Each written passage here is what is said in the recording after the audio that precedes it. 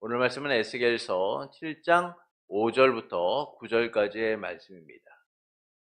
주 여호와께서 이같이 이르시되 재앙이로다 비상한 재앙이로다 볼지어다 그것이 왔도다 끝이 왔도다 끝이 왔도다 끝이 너에게 왔도다 볼지어다 그것이 왔도다 이 땅 주민아 정한 재앙이 내게 임하도다 때가 이르렀고 날이 가까웠으니 요란한 날이요 산에서 즐거이 부르는 날이 아니로다 이제 내가 속히 분을 내게 쏟고 내 진노를 내게 이루어서 내 행위대로 너를 심판하여 내 모든 가증한 일을 내게 보응하되 내가 너를 불쌍히 여기지 아니하며 궁일이 여기지 아니하고 내 행위대로 너를 벌하여 너의 가증한 일이 너희 중에 나타나게 하리니 나 여호와가 때리는 이임을 내가 알리라.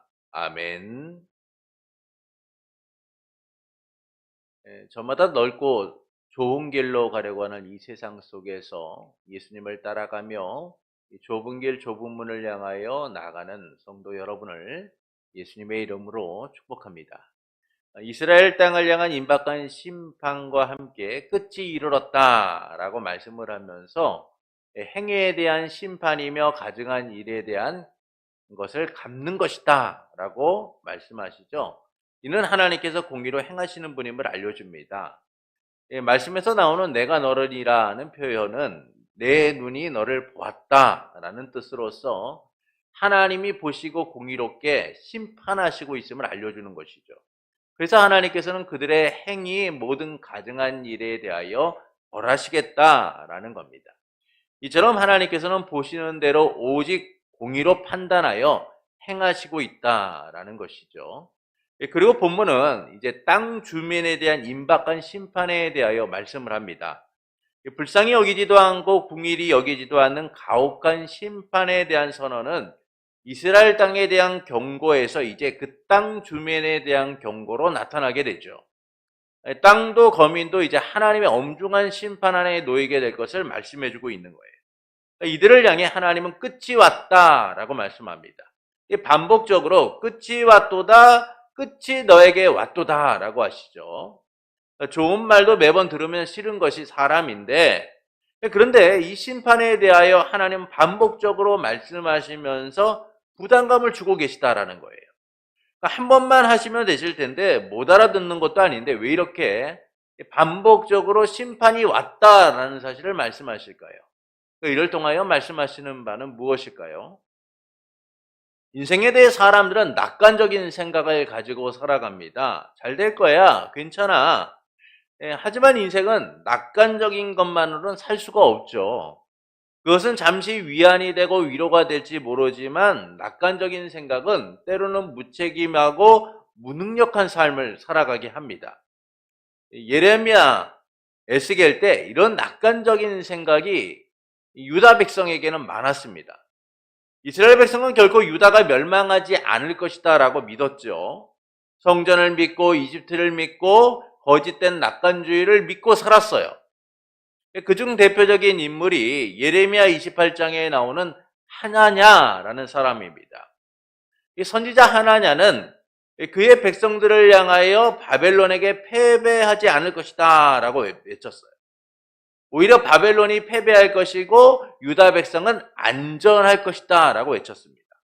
그들은 승리를 외쳤고 회복을 외쳤고 잘 될 것이다 라는 미래적 낙관주의를 외쳤죠. 이런 외침에 유다 백성은 유다가 망하지 않을 것이다 라고 믿었습니다. 걱정하지 않았어요. 여전히 죄의 자리에 있었고 하나님의 뜻을 외면하고 살고 있었지만 그들에게는 두려움도 염려도 없었습니다. 그들은 낙관주의에 빠져서 안전할 것이다 라고 믿고 있었죠. 그 낙관적인 생각을 예레미야 28장 1절부터 4절은 다음과 같이 말씀합니다. 예레미야 28장 1절부터 4절에서 이렇게 말씀하죠. 그해 곧 유다왕 시드기야가 다스리기 시작한 지 4년 5째 달 기브온 아술의 아들 선지자 하나냐가 여호와의 성전에서 제사장들과 모든 백성이 보는 앞에서 내게 말하여 이르되 만군의 여호와 이스라엘의 하나님이 이같이 일러 말씀하시기를 내가 바벨론 왕의 멍에를 꺾었느니라. 내가 바벨론 왕 느부갓네살이 이곳에서 빼앗아 바벨론으로 옮겨간 여호와의 성전의 모든 기구를 2년 안에 다시 이곳으로 되돌려오리라. 내가 또 유다 왕 여호야김의 아들 여고니아와 바벨론에 간 유다 모든 포로를 다시 이곳으로 돌아오게 하리니 이는 내가 바벨론 왕의 멍에를 꺾을 것임이라. 여호와의 말씀이니라 하니라. 하나냐는 하나님의 뜻이 아닌 사람들의 마음을 움직이고자 하는 이야기를 하게 된 것이죠. 하나님께서 바벨론 왕의 멍에를 꺾어서 바벨론을 패배하게 만들어서 유다 백성이 그토록 원하는 미래를 가져오실 것이다라고 거짓된 예언을 하게 됩니다. 이 잘못된 낙관주의에 빠져서 이스라엘 백성, 유다 백성은 하나님의 뜻과는 다른 길로 가게 되죠. 결국 그들은 멸망을 받게 되고 심판을 받게 돼요. 이런 그들을 향하여 예레미야는 끊임없이 외쳤습니다. 멸망이 앞에 왔다. 심판이 앞에 왔다. 곧 황폐할 것이다. 그들의 낙관적이고 긍정적인 생각을 이제는 무너뜨리고 하나님의 경고에 귀를 기울이라 라고 했어요. 그러나 그들은 낙관적인 생각을 버리지 못하고 하나님의 말씀을 외면하죠. 예레미야서는 성경에서 멸망이라는 단어가 가장 많이 나옵니다. 미래도 없고 희망도 없는 유다 백성의 암울한 현실을, 미래를 예레미야는 끊임없이 하나님의 말씀대로 경고하고 있었음에도 불구하고 그들은 듣지 않았다는 거예요. 일로 인하여 그들은 철저하게 무너지게 됩니다. 하나님이 말씀하셨던 그 멸망이 그들에게 온 현실을 마주하게 되죠. 이처럼 낙관적인, 때론 긍정적인 생각이 우리의 기대처럼 미래를 보장하는 게 아니에요. 오히려 우리를 더욱더 암울하게 만들고 절망 가운데 몰아넣을 때가 많습니다. 그래서 우리는 이 낙관적이고 긍정적인 생각에 빠져 살아서는 안 되는 거예요. 오히려 그것이 우리의 삶을 흔들 때가 많으니까요. 그래서 이사야 선지자는 너희는 인생을 의지하지 말라. 그의 호흡은 코에 있나니 새마의 가치가 있느냐라고까지 말씀하죠. 그런데도 사람들은 삶에 무한한 긍정을 가지고 살아요. 오늘도 잘 되고 내일도 잘 되고 앞으로 잘 될 것이다라는 생각을 가지고 삽니다. 그러나 현실에서 우리는 얼마나 많은 이들이 그들의 의지와 낙관적 생각과 달리 어려운 현실을 마주하고 있는지를 보게 되죠. 그래서 그럼에도 사람들은 이 심판의 메시지에 반응하지 않아요. 아직도 그들에게 시간이 많다라고 생각하고 살아가니까요. 이런 사람들의 낙관적 생각과 달리 본문은 임박한 심판에 대하여 말씀하고 있습니다. 아주 반복적이고 강한 어조로 심판이 왔다라는 것이죠. 그 표현을 뭐라고 얘기합니까? 끝이 왔도다 라고 써. 끝이 왔도다. 더 이상 시간이 없다는 거예요. 더 이상 그들에게 기회가 없다는 겁니다. 끝이 왔다는 것이죠. 하나님이 정하신 재앙이 임박하였고 하나님의 분이 쏟아질 때가 왔다라는 거예요. 그리고 하나님은 뭐라고 말씀하세요? 하나님이 때리시는 임을 알게 하겠다라고 말씀하시죠. 그렇다고 사람들이 듣는 것도 아닌데 하나님은 오히려 반복적으로 그들에게 이 심판을 강력하게 말씀하고 있는 거예요. 이를 통해서 말씀하시는 바는 무엇일까요? 심판의 반복적 경고를 통해서 심판 중에 있지 않기를 하나님이 원하시고 있기 때문인 겁니다. 하나님이 심판하시는 목적은 뭐예요? 그들을 벌하고 무너뜨리기 위한 게 아니에요. 구원과 회복을 위한 것입니다. 그래서 하나님은 이 강력한 심판의 경고를 통하여 그들이 낙관적인 생각을 버리고 하나님의 경고에 반응하기를 원하시는 거죠. 하나님의 말씀에 반응하기를 원하시는 거예요. 본문 5절부터 7절은 임박한 심판에 대한 강력한 메시지를 전하고 있습니다. 5절부터 7절의 말씀을 보시겠습니다. 주 여호와께서 이같이 이르시되 재앙이로다 비상한 재앙이로다 볼지어다 그것이 왔도다 끝이 왔도다 끝이 왔도다 끝이 너에게 왔도다 볼지어다 그것이 왔도다 이 땅 주민아 정한 재앙이 내게 임하도다 때가 이르렀고 날이 가까웠으니 요란한 날이요 산에서 즐거이 부르는 날이 아니로다. 그것이 왔도다 왔도다 왔도다 왔도다 임하도다 이르렀다. 여러분 이 표현들이 반복적으로 사용되고 있는데 여기서 표현된 이 표현 단어들은요 같은 단어를 사용하고 있어요.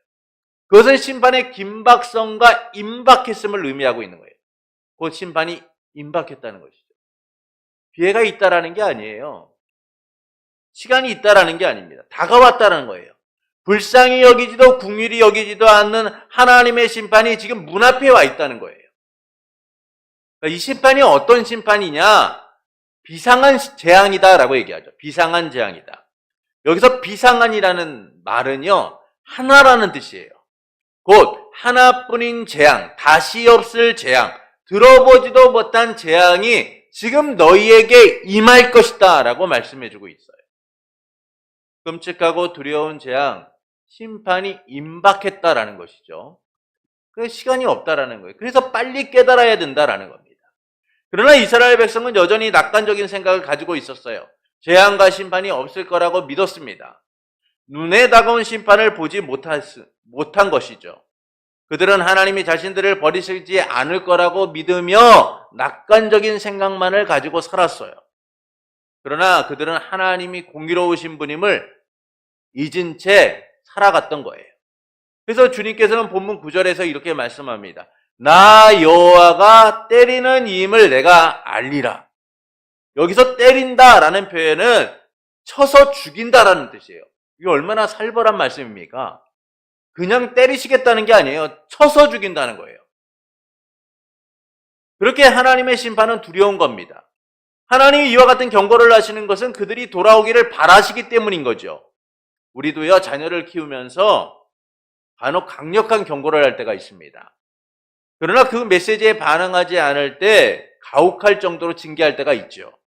그렇지 않으면 아이들은 심각성을 느끼지 못하고 곁길로 가기 때문이에요.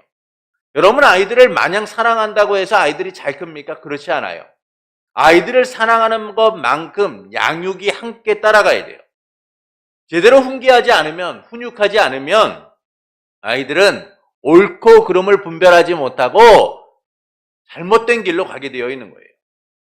하나님이 때리시는 이라는 표현은 심판의 강력함을 의미하면서도 그의 백성이 지금이라도 듣고 깨닫기를 원하시는 하나님의 간절함이 담겨져 있는 거예요. 여러분, 우리가 자녀들에게 너 이렇게 하면 가만히 안 둘 거야, 혼낼 거야 라고 얘기하면서 그것을 기다리는 부모가 누가 있습니까? 제발 내 자녀가 그렇게 행하지 않기를, 내 자녀가 그렇게 행동하지 않기를 간절히 바라는 마음으로 그렇게 경고하는 거잖아요. 부모가 자녀에게 그렇게 경고하면서 그래, 내가 가만히 안 둘 거니까 제발 좀 말 좀 듣지 말아라. 내가 경고한 대로 너 함부로 행동해라 라고 그렇게 마음 먹으면서 경고하는 부모는 아무도 없죠. 대부분의 부모는 자녀에게 경고하면서 제발 그 자녀가 그 길로 가지 않기를, 그릇된 길로 나가지 않기를 간절히 바라면서 경고해요. 지금 하나님이 경고하시는 바는 그들을 심판하시길 기뻐하시며 경고하시는 게 아니에요. 말할 수 없는 아픔과 안타까움으로 그들에게 경고하고 계신 겁니다. 내가 쳐서 죽이는 자와 같이 그렇게 무섭다라는 사실을 너희가 이제라도 깨닫고 제발 반응해라. 회복되라 라고 말씀하고 있는 것이죠. 하지만 사람들은요, 낙관적인 생각을 가지고 설마 하나님이 그러시겠어? 그런 생각을 가지고 살아가는 거예요. 그러나 여러분, 설마가 사람을 잡는 경우가 참 많습니다. 여러분, 우리 인생 속에서 설마 그런 일이 일어나겠어 했던 일들이 얼마나 우리의 발목을 잡고 힘들게 했던 적이 많습니까? 하나님의 메시지는 분명해요. 임박한 심판, 다가온 심판을 보라는 것이죠. 지금 이 심판이 하나님이 반드시 행하실 심판이라는 거예요. 그래서 낙관적인 생각을 가지고 설마 하며 살아가지 말고 하나님이 하실 일들을 바라보고 깨닫고 회개하고 말씀대로 살아가라라고 경고하고 계신 거예요. 마태복음 22장에 보면 혼인잔치가 열립니다. 왕궁을 화려하게 수놓은 멋진 장식, 맛있는 음식, 잘 정돈된 식탁. 왕자의 결혼식을 위해 준비된 혼인잔치는 무엇 하나 부족함이 없었어요. 그러나 문제가 하나 있었습니다. 손님이 없었다는 것이죠.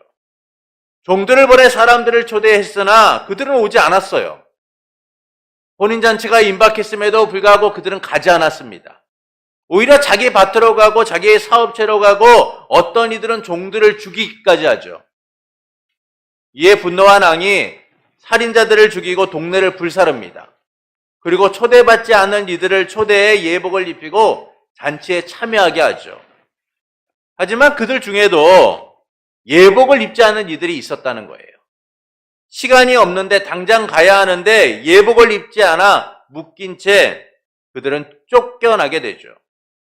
이처럼 임박한 일에 대하여 반응하지 않을 때 잃는 것들이 너무나 많음을 말씀해줘요.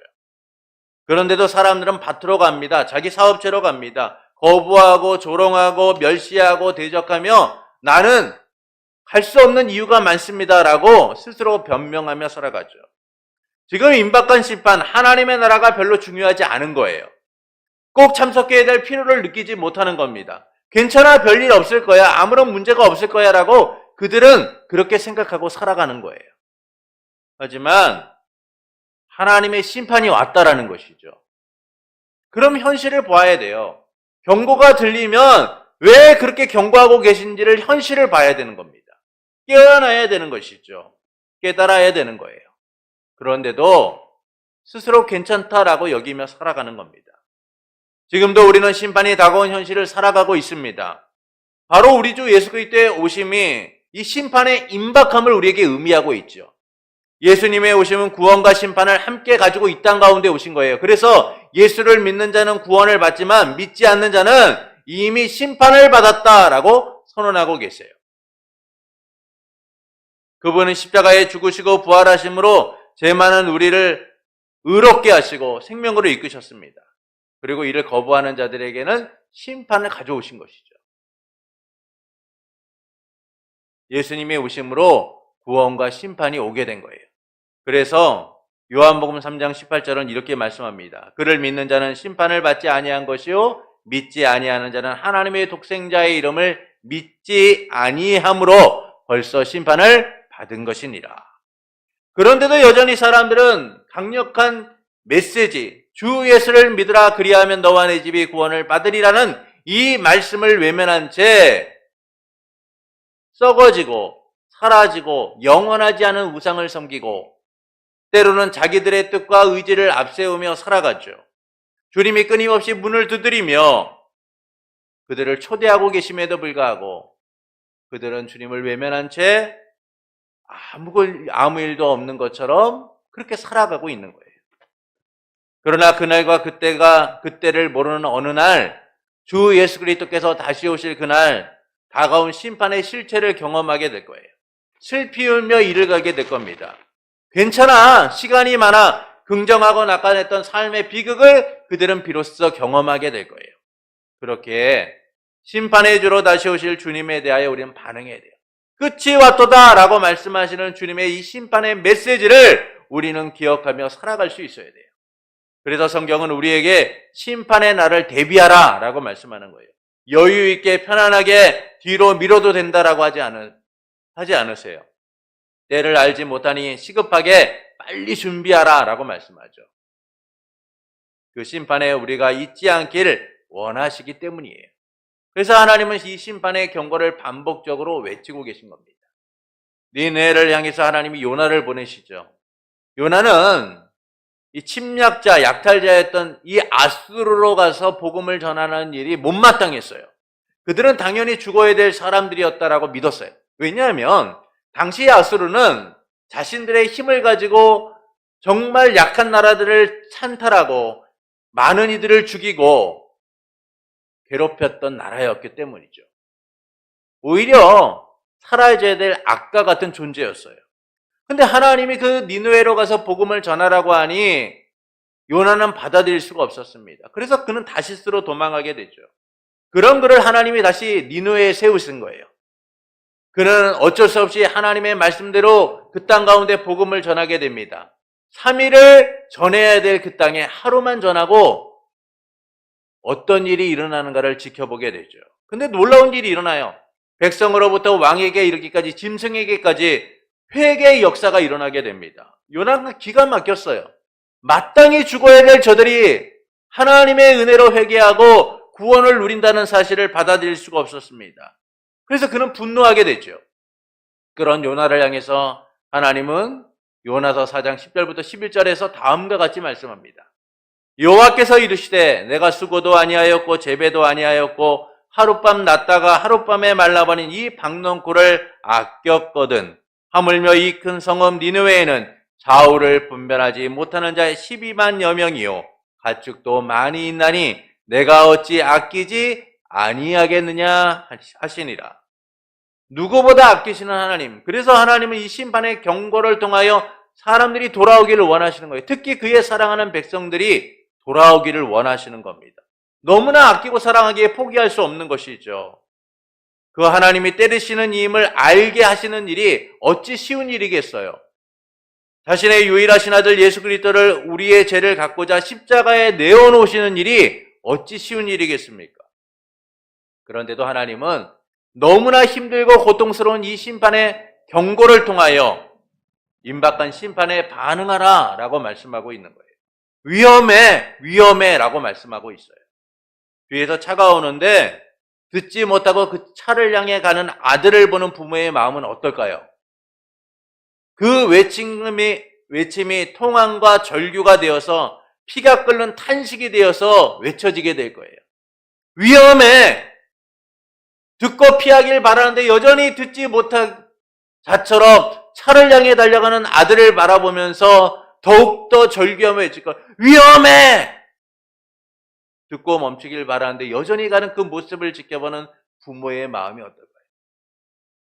지금 이스라엘 백성을 향하여 하나님은 그렇게 외치고 계시는 거예요. 끝이 왔도다. 끝이 왔도다. 너에게 그것이 왔도다 라고 외치시는 하나님의 마음은 기쁘고 즐겁고 행복한 가운데 그래 너희 한번 당해봐라 라는 마음으로 말씀하고 계신 게 아니에요. 하나님의 절규인 것이죠. 임박한 심판의 반복을 통하여 강력하고 두렵고 떨리는 심판을 경고하고 계신 거예요. 그래서 그들이 하나님의 구원의 은혜 가운데 하나님의 말씀을 통하여 회복되기를 원하고 계신 거예요. 이 경고대로 우리 주 예수 그리스도께서 다시 오실 겁니다. 여전히 낙관적이고 긍정적인 상태에 빠져 살아가는 인생들에게, 하나님의 뜻을 외면하고 자기 뜻대로 사는 인생들에게, 하나님이 없이 다른 것을 바라보는 인생들에게 주님은 심판의 주로 오실 거예요. 그 순간 그들은 알게 될 것이죠. 복음이 외쳐졌던 그 사실을 외면한 그 순간 어떤 삶이 그들에게 찾아왔는지를 깨닫게 될 겁니다. 그리고 그들은 생각하겠죠. 진짜 멈출걸. 긴장 멈출걸. 그때 들었어야 되는데 왜 생각하지 못했지? 자신을 원망하며 견딜 수 없는 심판의 짐을 짊어지게 될 거예요. 반면 우리는 예수 그리스도를 통해 얻어진 구원의 감격 속에 살아가게 될 겁니다. 주님의 은혜에 반응했던 삶, 주님이 우리를 구원하신 그 놀라운 은혜를 바라보며 감격 속에서 주님을 맞이하게 될 거예요. 그때가 언제인지 우리는 알지 못합니다. 그래서 주님은 도둑같이 오실 것이다 라고 말씀하시죠. 도둑같이 그날이 올 겁니다. 그렇게 우리는 심판의 주로 오실 주님을 맞이해야 돼요. 주님의 경고에 반응하는 삶이 되어야 됩니다. 이를 통해서 하나님께서는 우리가 어떻게 살아가기를 원하실까요? 말씀에 반응하는 삶이 되기를 원하시는 거예요. 하나님의 말씀을 귀담아 듣고 순종하는 삶이 되기를 원하시는 겁니다. 심판의 경고는 심판하기 위함보다는 구원하기 위한 목적이 있는 거예요. 그래서 곳곳에 있는 경고문을 여러분 보십시오. 여러분 우리 주변에는 많은 경고문들이 있습니다. 차를 운전할 때도 보이는 경고문도 있고요. 또 강이나 산에 가면 보이는 경고문도 있고요. 또는 회사나 여러 위험 지역에 가면 보이는 또 경고문들이 있어요. 이 경고문들의 목적은 무엇입니까? 사람의 생명을 지키기 위함이죠. 그런데 경고문을 보고 반응하지 않으면 그 자체로 위기에 놓이게 되는 거예요. 그래서 주님은 임박한 심판의 경고를 통해 우리가 반응하기를 원하시는 겁니다. 하나님의 말씀을 듣고 순종하기를 원하시는 거죠. 가던 길을 멈추고 잘못된 길에서 돌아서기를 원하시는 거예요. 그러나 우리는 하나님의 말씀을 따라 반응하기보다는 이 세상에 반응하며 살 때가 참 많아요. 그것은 신앙의 낙관주의에 빠져 살아가기 때문인 겁니다. 오늘 신앙생활 좀 못하면 나중에 하면 되지. 오늘 말씀대로 살지 못하면 내일 하면 되지. 내 삶의 필요를 위해서는 다급하게 위기의식을 느끼며 살아가요. 지금 내가 필요한 것들, 지금 나에게 해야 할 일들은 끊임없이 생각하고 행동해야겠다라고 생각하면서 얼마나 우리는 그 일들을 중요하게 여기며 행동합니까? 마치 세상 일에 대하여 하지 않으면 안 될 것처럼 그것들을 붙들고 우리는 끊임없이 살아가면서 많은 노력과 열심을 기울이고 끊임없이 기억하며 살아가요. 그런데 신앙생활에 있어서는 어떤가요? 신앙의 낙관주의에 빠져서 내일 하면 되지. 아직 내게 시간이 많잖아. 아직도 살아갈 날이 많은데 이런 생각들을 가지고 살아가요.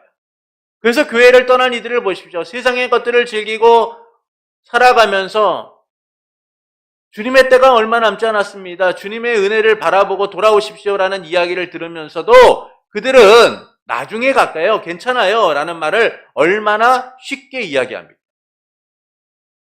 내 삶의 필요를 채우고 위기의식을 느끼는 것 이상으로 신앙의 위기의식을 가져야 되는데 주님이 도둑같이 임하시겠다라고 말씀하시는 그 경고의 메시지를 듣고 반응해야 되는데 그렇지 않다는 거예요. 내일이 있다고 말하지만 여러분 내일이 없이 생을 마치는 사람들이 얼마나 많습니까? 아침에 안녕했는데 저녁에 떠난 이들을 어제는 안녕했는데 오늘 세상을 떠난 이들 시시각각 많은 이들이 내일이 있을 것이다라고 생각하고 살아가지만 지금도 오늘 생을 마치는 많은 이들을 우리는 바라보며 살아가요. 그리고 많은 이가 사랑하는 이들을 그렇게 떠나보내며 안타까워하는 모습들을 봅니다. 근데 그들이요, 사랑하는 이들을 떠나보내면서 금방 잊고 살아요. 그리고 내일이 있는 것처럼, 미래가 있는 것처럼 신앙의 낙관주의에 빠져서 아무런 준비조차 하지 않은 채 그렇게 살아가는 거예요. 주님과의 관계를 회복하고 주님이 베푸신 은혜에 반응하며 이 구원의 감격과 기쁨을 누리고 살아가야 되는데 하나님 나라 백성으로서 내 안에 이루어진 그 하나님의 나라를 풍성히 누리며 살아가야 되는데 내일 누리면 되지.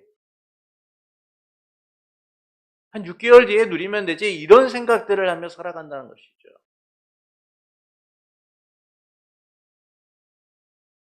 주님의 임박한 경고에 반응하지 않은 채 살아갈 때가 많아요.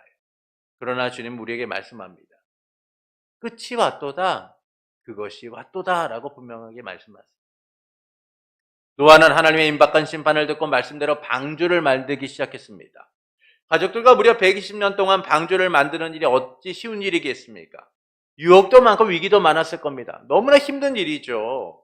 세상 모두가 방주가 지어지는 것을 보면서 임박한 심판을 의식하지 않고 사는데 반해서 노아와 그 가족들은 임박한 심판을 항상 마음에 새기며 망치질을 해야만 했어요. 하나님의 심판이 머지않았다. 어서 배를 만들자. 어서 배를 만들자. 어서 배를 만들자. 그들은 그들에게 주어진 날들을 하나님의 말씀을 의지하고 배를 만들기 시작했습니다. 매일 고단하고 힘든 삶이었어요. 세상의 조롱과 멸시 속에서 말씀대로 살아가는 일이 참으로 힘들고 어려웠습니다. 그러나 노아는 또한 그의 가족은 주어진 날들을 말씀대로 순종하였고 하나님의 때 임박한 심판을 경험하게 되죠. 노아와 그 가족은 구원받고 세상은 심판으로 인하여 멸망받음을 보게 돼요. 누구도 믿으려고 하지 않고 믿지 않았던 심판의 경고가 이뤄진 현실을 마주하게 된 겁니다. 이처럼 하나님의 심판은 약속대로 실행됩니다. 그래서 우리는 다시 오실 주님을 기다리며 말씀에 반응하는 삶이 되어야 돼요. 내일이 있다, 아직도 시간이 있다, 우리에게는 남은 세월이 있다라는 낙관주의에 빠져서는 안 됩니다. 지금이 은혜 받을 만한 때이며 하나님의 구원의 날임을 항상 기억하며 말씀에 반응하는 삶을 살아가야 돼요. 내게 주신 오늘이 마지막 날인 것처럼 주님의 은혜를 사모하고 살아가는 삶이 되어야 됩니다. 그러므로 신앙의 낙관주의에 빠져 세상을 따르기보다는 하나님의 말씀을 따라 반응하는 성도가 되시는 것은 어떨까요? 주님이 다시 오실 그날 심판의 날을 준비하며 주신 날을 말씀대로 살아가는 성도가 되는 것은 어떨까요? 사랑하는 성도 여러분, 하나님은 임박한 심판에 대해 반복적으로 경고하십니다. 끝이 왔다고, 끝이 그 땅 주민에게 왔다라고 하시죠. 하나님이 정하신 재앙이 임하였고 하나님의 분이 쏟아져 벌하시겠다라고 합니다. 하나님이 때리시는 이임을 알리시겠다라고 말씀하세요. 이는 심판의 반복적 경고를 통해서 심판 중에 있지 않기를 원하시기 때문이죠. 하나님이 심판하시는 목적은 구원과 회복을 의미하고 있어요. 그래서 그들을 바로 세우고 돌아오게 하려고 하나님은 강력한 심판을 경고하고 계신 거예요. 이것은 하나님의 절규이고 하나님의 아픔이 담겨져 있는 선언인 것이죠. 이처럼 반복되는 심판의 경고는 두려움과 공포를 주기 위한 게 아니에요. 그들을 살리기 위한 하나님의 간절한 호소이고 안타까운 외침인 거예요. 이처럼 심판의 경고는 하나님의 백성이 바르게 살기를 원하시는 하나님의 탄식인 겁니다. 그리고 이를 위해 우리 주 예수 그리스도께서 오셨죠. 주님은 이 땅에 오셔서 구원과 심판의 메시지, 경고가 되셨습니다. 그래서 예수를 믿는 자는 구원을 받고 믿지 않는 자는 벌써 심판이 그들에게 임했다라고 말씀하시죠. 그리고 다시 오실 그날 심판해 주러 오실 그분은 심판주로서 모든 자들을 판단하게 되실 거예요. 그래서 우리는 주님의 경고에 반응해야 됩니다. 이를 통해서 하나님께서 우리가 어떻게 살기를 원하실까요? 말씀에 반응하는 삶이 되기를 원하시는 거예요. 그러나 우리는 말씀에 따라 반응하기보다는 세상에 반응하며 살아요. 세상의 일에는 긴박함을 느끼고 세상의 일은 어떻게든 내가 지금 해결하지 않으면 안 될 것처럼 생각하며 살아가지만 신앙에 있어서는 낙관주의에 빠져 삽니다. 괜찮아. 아직 시간이 많은데. 뭐 굳이 오늘 그렇게 열심히 믿을 필요가 있나? 아직도 내게 주어진 날들이 많은데 이 젊은 날을 즐기고 누리면서 조금 내가 힘이 없고 그럴 때 예수 잘 믿으면 되지라는 신앙의 낙관주의에 빠져 살아요. 그러나 주님은 그렇게 말씀하시죠. 오늘 밤 내 영혼을 취하면 어떻게 되겠느냐라고 말씀하세요. 도둑같이 우리에게 임하실 것이다 라고 말씀하시죠. 여러분, 우리가 바라는 우리의 날은 우리의 것이 아니에요. 하나님의 것이기 때문에 우리는 우리에게 주어진 이 기회를 항상 말씀에 반응함으로 온전히 사용할 수 있어야 됩니다. 심판의 그날, 다시 오실 그날이 오기 전에 구원받은 백성으로 거룩한 두려움 속에서 바로 서기 위하여 힘써야 돼요. 주님이 우리를 구원하셨다는 그 은혜에 대한 반응, 그것이 우리를 하나님의 말씀대로 살아가게 하고 하나님의 경고의 말씀에 반응하는 삶을 살게 하는 겁니다. 그러므로 신앙의 낙관주의에 빠져 세상을 따르기보다는 하나님의 말씀을 따라 반응하기 원하는 성도가 되시는 것은 어떨까요? 다시 오실 그날, 주님이 다시 오실 그날을 준비하며 말씀대로 살아가고자 힘쓰는 성도가 되시는 것은 어떨까요? 그때 우리는 주님이 다시 오실 그날을 준비하는 지혜로운 삶을 살아가게 될 겁니다. 우리의 날이 복됨을 누리며 다가올 미래를 잘 준비하게 될 거예요. 그래서 주님의 심판대 앞에 섰을 때 주님께 인정받고 사랑받는 귀한 자로서 구원의 감격과 기쁨을 풍성히 누리게 될 겁니다. 그러므로 신앙의 낙관주의에서 나와 하나님의 말씀에 민감하게 반응하기를 원하는 성도 여러분에게 구원과 심판을 최종적으로 이루실 삼위일체 하나님으로 인하여 종말의 날이 구원의 감격과 기쁨으로 충만하기를 예수님의 이름으로 축원합니다.